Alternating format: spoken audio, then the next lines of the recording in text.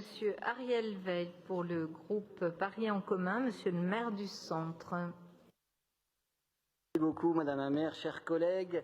Dans la bataille pour rééquilibrer l'espace public au profit des piétons, qui se joue aussi ici, la bande de stationnement est une zone liminaire qui fait figure parfois de ligne de front.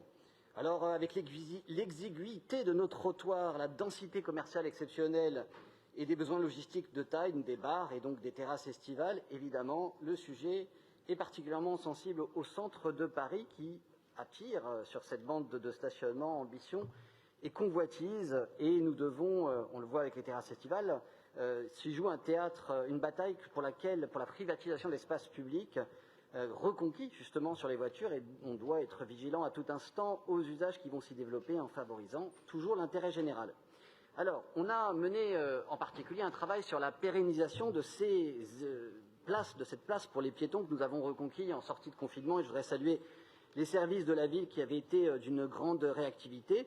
Aujourd'hui, l'enjeu, c'est de sanctuariser l'espace rendu aux piétons, de pérenniser d'un point de vue de la sécurité et aussi de l'esthétique, cher Emmanuel Grégoire. Voilà pourquoi, fort de cette expérience, nous avions contribué au débat aux états généraux du stationnement, et je me félicite de voir autant de nos propositions retenues. Madame la maire, vous l'avez rappelé, d'abord l'augmentation du nombre de places de livraison. Évidemment, la logistique est au cœur de nos réflexions, cela a été dit, et nous avons d'ailleurs un certain nombre d'expérimentations qui sont en cours au centre de Paris et qui visent à optimiser encore davantage les places de livraison. Non, Paris Centre n'est pas un sanctuaire fermé, au contraire, il est ouvert aux commerçants et aux artisans.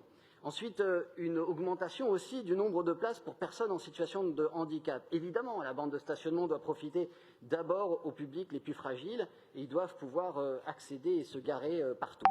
Ensuite, une augmentation du nombre de stationnements vélos, y compris sécurisés, cher Boris Jamais-Fournier, et en particulier pour les vélos cargo. Nous avons là aussi profité, et nous profitons de chaque réaménagement pour introduire des places. Et ce sont pas moins de 500 nouveaux arceaux vélos en un an que nous avons installés dans le centre de Paris. On nous accuse même d'être responsable de la rupture de stock.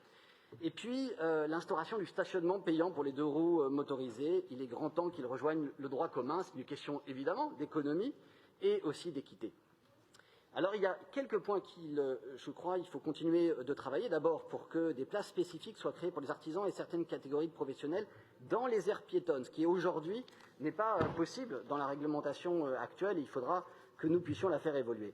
Il faut également que nous puissions proposer rapidement un tarif attractif en sous-sol aux résidents dans le cadre de la réduction du nombre de places de stationnement. Et puis, enfin, et ce dernier point est d'autant plus crucial que c'est également via ce levier des parkings souterrains qui sont, je le rappelle, majoritairement sous-capacitaires, et je crois que Frédéric Annie-Serpette l'a dit, que nous pourrons permettre à des non-riverains, et oui, Madame Evren, de se rendre à Paris Centre en voiture dans le cadre de la future zone à trafic limité, puisque ces derniers doivent pouvoir réserver une place dans ces parkings souterrains, ce qui vaudra laisser-passer et permettra de continuer à accueillir tous ceux qui souhaitent nous rendre visite. Voilà. Vous l'aurez compris, c'est dans un projet cohérent et intégré que s'insèrent ces débats sur le stationnement pour que notre espace public soit toujours respecté et rendu à ceux qui en ont le plus besoin. Merci beaucoup. Merci beaucoup à vous, Monsieur le maire.